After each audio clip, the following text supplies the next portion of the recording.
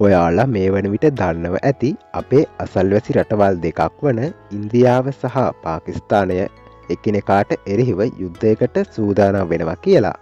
මෙයට හේතුව කුමක් වුණත් අපිට වැදගත් වෙන්නේ මේ ශ්‍රී ලංකාවේ නැගී එන ආර්ථිකයට යම් බලපෑමක් ඇති කරාවිද කියලා සොයා බැලීම.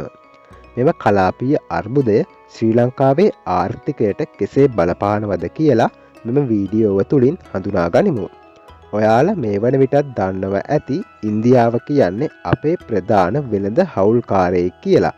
ලංකාවට ලූණුවල සිට කාර්මික අමුද්‍රව්‍ය දක්වා ඉන්දියාව භාණ්ඩ සපයනවා.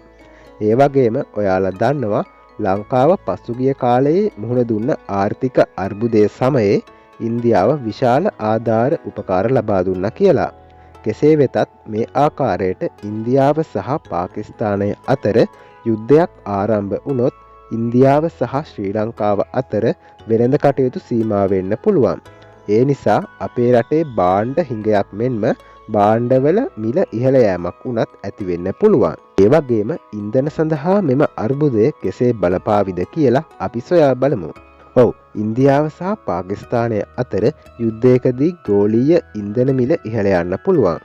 මොකද මෙම දෙපාර්ශ්වයම නාස්තික බලවතුන් වන නිසා කලාපයේ තෙල් සැපයුම අඩාල වෙන්නත් පුළුවන්. ශ්‍රී ලංකාව තුළ වර්තමානයේ පවතින ආර්ථික තත්ත්වයත් සමග තෙල් මිල වැඩි වුවහොත් ප්‍රවාහනය, විදුලිය සහ මූලික භාණ්ඩවල මිල පවා ඉහළ යාම සිදුවෙන්න පුළුවන්. ඒ වගේම මෙරට නැගී එන සංචාරක කර්මාන්තය සඳහාද මෙය බලපෑම් ඇති කරන්න පුළුවන්. මොකද දකුණු ආසියාවේ සාමය සංචාරක ව්‍යාපාරය සඳහා ඉතා වැදගත් වෙනවා. මෙසේ සංචාරකයන්ගේ පැමිණීම අඩු වුවහොත් ශ්‍රී ලංකාව අපේක්ෂා කරන සංචාරක ඉලක්කවලට යන්න අපහසු වෙනවා. මේ නිසා මෙරට ඍජු සහ වක්‍ර රැකියා සහ බලපෑම් ඇති වෙන්න පුළුවන්. වර්තමානයේ වන විට ලෝකයේ ආයෝජකයන් ක්‍රමයෙන් ශ්‍රී ලංකාවේ ආයෝජනය සිදු කිරීමට පෙළඹී තිබුණත් දකුණු ආසියානු කලාපයේ යුද්ධයක් ඇති වුවහොත් ඔවුන් ආයෝජනය කිරීමට බිය වෙන්න පුළුවන්. මේ නිසා ශ්‍රී ලංකාවේ ආයෝජන මන්දගාමී වෙන්න පුළුවන්.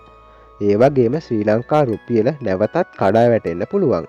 දැන් ඔයාලා හිතනවා ඇති මෙම යුද්ධය නිසා ශ්‍රී ලංකාවට සිදුවෙන්නේ අයහපත් බලපෑම් විතරක්ද කියලා. නෑ, මේ ශ්‍රී ලංකාවට වාසි සහගත තත්ත්වයට හරව ගන්නත් පුළුවන්.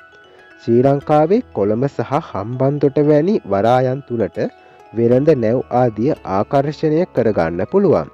මේ තුළින් දකුණු ආසියානු කලාපයේ වෙළඳ මධ්‍යස්ථානයක් ලෙස ශ්‍රී ලංකාව පරිවර්තනය කරන්න පුළුවන්. මෙම කලාපීය අස්ථාවරත්වය අපි දක්ෂ ලෙස භාවිතා කළහොත් මෙරට ආර්ථිකය විශාල ලෙස වර්ධනය කරගන්න පුළුවන්. ඉතින් මෙම ඉන්දියා පාකිස්තාන අර්බුදය ශ්‍රී ලංකාවට වාසිද අවාසිද කියලා තීරණය වෙන්නේ අපි කෙතරම් හොඳින් සූදානම් වනවාද කියන එක මතයි. මෙම වීඩියෝව ඔයාලට වටිනවනම් ලයික් එකක් දාන්න කියලා ඉල්ලනවා. ඒ වගේම ඔයාලගේ අදහස් පහලින් කමෙන්ට් කරන්න. මාව සබස්ක්‍රයිබ් කරන්නත් අමතක කරන්න එපා. එහෙනම් මේ වගේ තවත් වටිනා වීඩියෝවකින් හමු වන තෙක් අදට ගිහින් එන්නම්. ඔයාලට සුබ දවසක්.